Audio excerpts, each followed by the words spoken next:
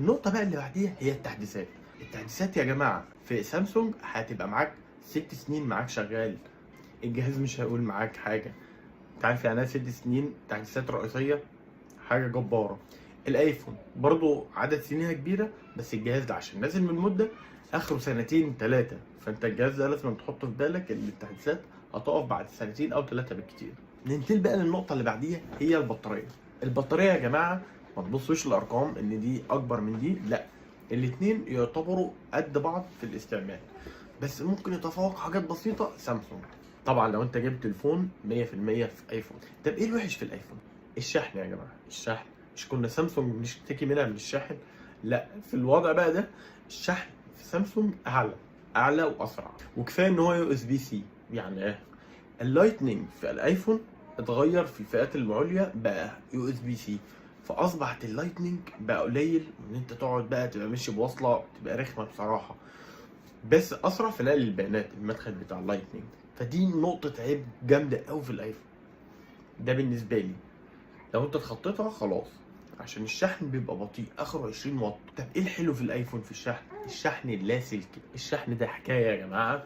في حاجه اسمها ماك سيف تبقى دايره كده في الايفون، دي حاجه حكايه بصراحه، ليها كذا استخدام. طبعا مش استخدامها الشحن بس، لا، انت ممكن تشتري اكسسوارات كتيره في كذا استعمال للماك سيف. النقطه اللي بعديها بقى الشبكات.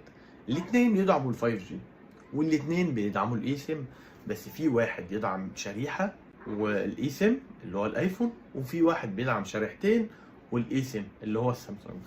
بس ما بيستعملش الشريحتين لو انت هتستعمل كارت ذاكره خارجي. في نقطه بقى موجوده سامسونج مش موجوده في ايفون، اللي هي الذكاء الاصطناعي الاي اي. الحته دي ماركتنج جامده يا جماعه، عاملين لها دعايه كبيره. هي مش فرق كبير ومش هيعمل لك ضجه، او مش هتبقى زعلان ان انت مش موجود معاك. اخر حاجه بقى انا عارفك مستني الفيديو عشانها، هي الكاميرات. اخر حاجه بقى واهم نقطه هي الكاميرات. الكاميرات مين الاحسن فيهم؟ الاتنين جامدين جدا، والاتنين مش هتندم لو انت اشتريت اي واحد فيهم. طب مين الاحسن فيهم او الاقوى؟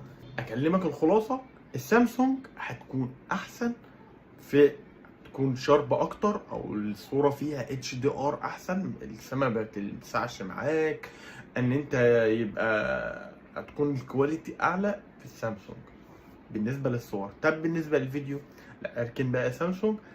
ايفون هياكل وش في سينماتيك مود، في 4K 60 فريم في كل الكاميرات. ال اتش دي ار لسه كنت بقول ميزه في سامسونج، لا، في الايفون